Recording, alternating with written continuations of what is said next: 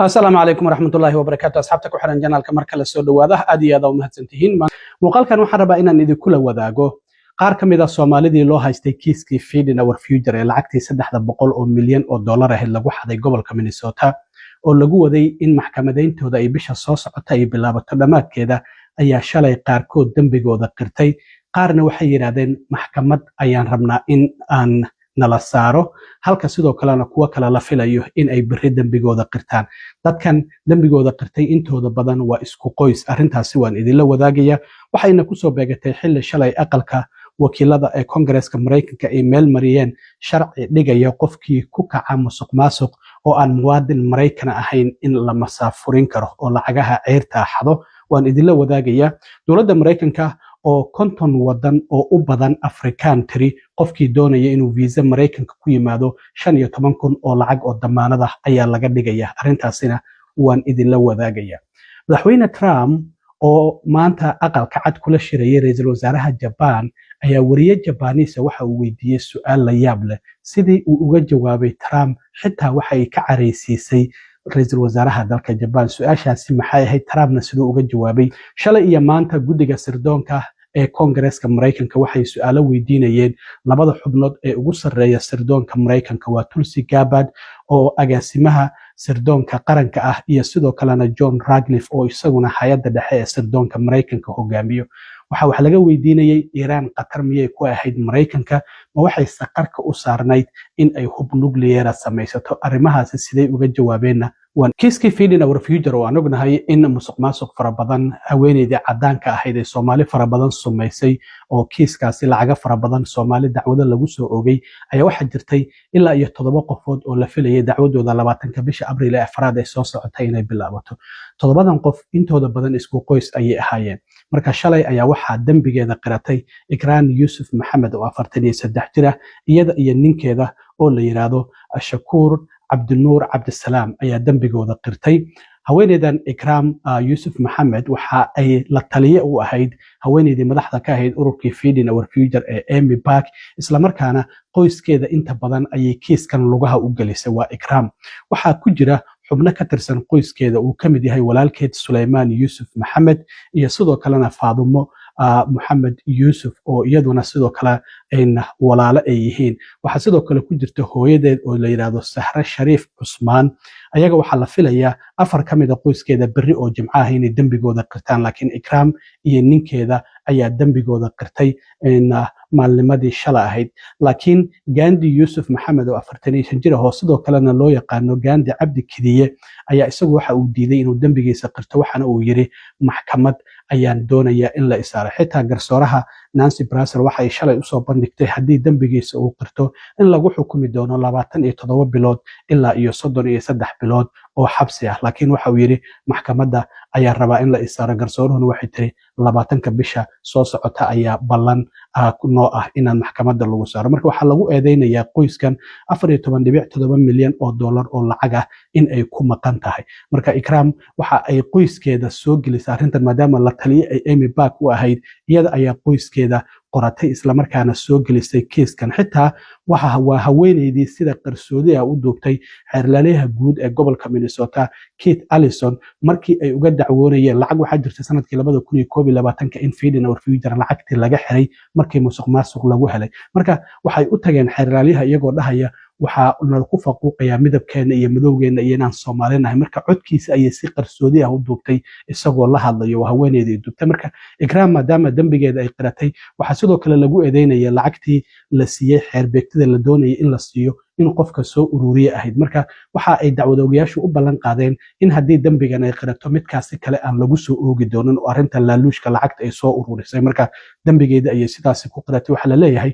waxa lagu xukumi karaa 6 sano ilaa iyo 10 sano inta u dhaxaysa marka waqtiga la xukumayana sidoo kalena ma uusan sheegin in garsooraha marka lacaga kickback ayay bixi jirtay lacaga fara badan ayay meelo kala duwan u dirtay si ay u qariso ku lug lahaanshaheeda kiiskan Feeding Our Future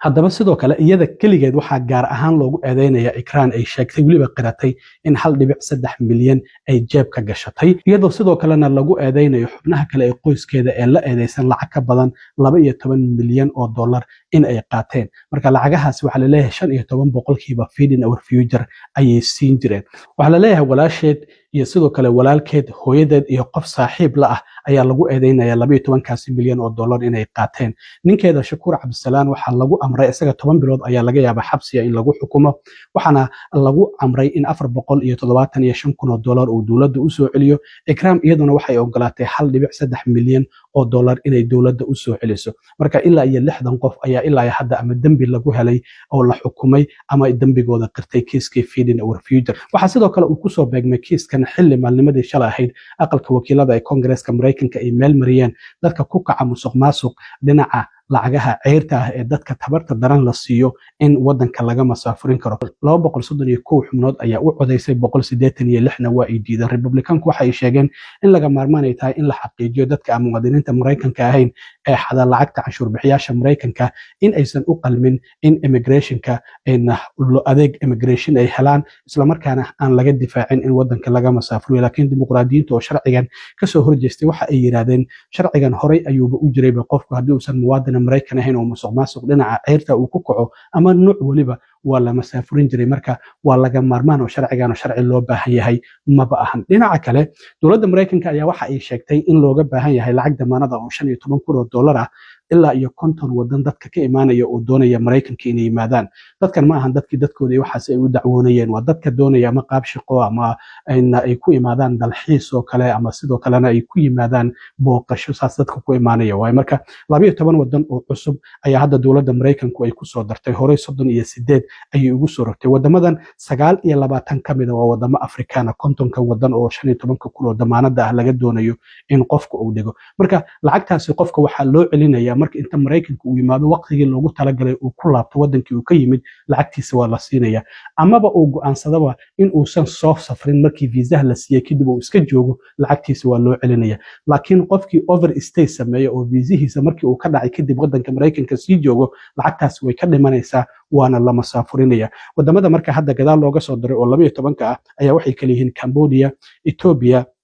Georgia, Grenada, Lesotho, Mauritius, Mongolia, Mozambique, Nigeria, Papua New Guinea, Seychelles, Tunisia ayaa wadamadaasi ay yihiin sidoo kale wadamada kale ee horay in loogu soo rogay arintan ayaa waxa ay kala yihiin oo viisaha 15 kuna lagu soo rogay wadamo aad u fara badan wadamadaasina waxa kamid ah Algeria, Angola, Antigua and Barbuda, Bangladesh, Benin, Bhutan, Botswana, Burundi, Cape Verde, Central African Republic, Ivory Coast, Cuba, Djibouti, Dominica waxa ku jirta sidoo kalena Fiji, Gabon, Guinea Bissau ayaa ku jirta Kyrgyzstan, Malawi, Mauritania, Namibia, Nepal sidoo kalena waxa kamid ah Nicaragua, Sao Tome and Principe ayaa kamid ah Senegal, Turkmenistan ayaa kamid ah sidoo kale waxa kamid ah Tanzania, Togo ayaa kamid ah Tonga ayaa kamid ah Turkmenistan ayaa kamid ah Tuvalu ayaa kamid ah Uganda ayaa kamid ah Vanuatu, Venezuela, Zambia iyo sidoo kale Zimbabwe kuwaasna 38 wadan ayay ahayn marka waxa laga doonayaa 15 kun oo damaanada inaad bixiso inta aadan Mareykanka iman dad fara badan waxay soo weydiinayaan arintii fiisayaasha iyo qaxootiga war wadanku dagaal uu ku jira Mareykanka dawladda hadda waxa sabab u soo jeedaba marka arintaasi wali sidii Trump uu hakad u galiyay ama dadka isku dacwoonayo fiisayaasha isqabiis dhalay ilmahooda u dacwoonayay ama sidoo kale qaxootiga arintaas sidii pause loo galiyay ayay wali ugu jirtaa ugu dambeyntii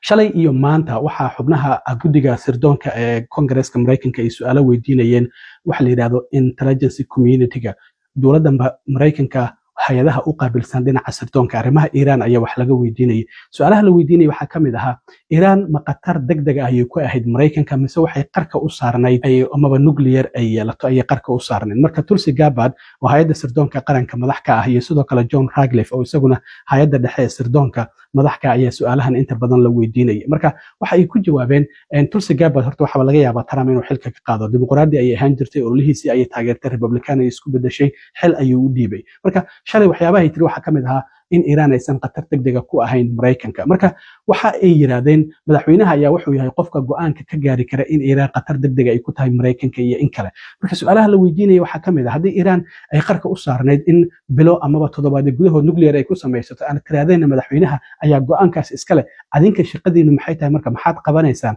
adinkoo madax ka ah sirdoonkii Mareykanka hadii aad leedihiin madaxweynaha kaliya ayuu go'aan kaari kara adinka waxyaabaha ay qadanaysaan waxa kamid ah marka bal xildhibaan ka tirsan tirsan Kongareeska oo su'aalahaasi weydiinaya bal isla markaana Tulsi Gabbard ay leedahay madaxweynaha ayaa go'aankaasi gaari kara bal wax yar dhinaca kale madaxweyne Trump ayaa maanta aqalka cad waxa uu ku soo dhaweeyay ra'iisul wasaaraha Japan haweeneyda la yiraahdo Sanai Takagi oo ah haweeneydii ugu horeysay ra'iisul wasaare ka noqota dalka Japan. Trump waa kii booqday markii uu xilka la wareegay isla markaana booqashada waxa ay ku soo beegantay xilli Japan ay kamid ahayd wadamada isbahaysiga NATO ee diiday in ay Mareykanka la sugaan gacanka Hormuz.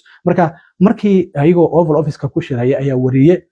Japanese waxa uu weydiiyay madaxweyne Trump inta aadan dagaalkan qaadin maxaad xulufadaada ugu sheegi waysay qorshayaashaada isla markaana aad kadis uga dhigtay. Trump marka qaabka uga jawaabay xitaa ra'iisul wasaaraha Japan ayay ka naxisay. Mar Trump ayay fiirisaa, mar wariyihii weydiiyay ayay fiirisaa, mar faruuryaha ayay qaniintaa, mar gacmaha ayay xoog isugu qabataa. Marka bal ila fiiriya dhaqdhaqaaqa ay sameynayso sida Trump iyo wariyaha ay u fiirinayso. Trump marka waxa uu ku jawaabay ma doonaynin in aan horay ugu sii sheegno maxaa yeelay hadda waxa aan qabanay ma aanan qaban lahayn. Labadii maalmood ugu horeeyay waxa uu yiri inta badan 50% awoodii Iran ayaan meesha dhignay. Laakiin waxa uu yiri bal yaa hadda surprise ama la yaab noo sheegaya bal Japan hala weydiiyay arrintaasi. Japan waxaa jirtay in weerar gaadmaha Mareykanka ay ku soo qaaday bishii December ee sanadkii 1941 saldhig ciidamada Mareykanka uu ku lahaa Hawaii gaar ahaan Pearl Harbor taasi oo sababtay in Mareykanku uu galo dagaalkii labaad ee adduunka. Marka wuxuu yiri bal adigu ii sheeg surprise-ka ama la yaabka hadda aad ii sheegayso maxaad ma wax iiga sheegtay arrintii Pearl Harbor oo Japan ayna soo gaadeen sanadkii 1941 marka sidaasi ayuu Trump uga jawaabay wuu ka nixiyay dhammaanba wariyaashii madaxdii meesha joogtay oo ra'iisul wasaaraha Japan uu kamid ahaa waa uu ka nixiyay markii jawaabtaasi uu bixiyay. Bal Trump sida uga jawaabay su'aashii la weydiiyay bal wax yar ila daawada iyo sida ra'iisul wasaaraha body language. Adoo mahadsantiin asxaabta intaan markale kulmi doono nabadgelyo.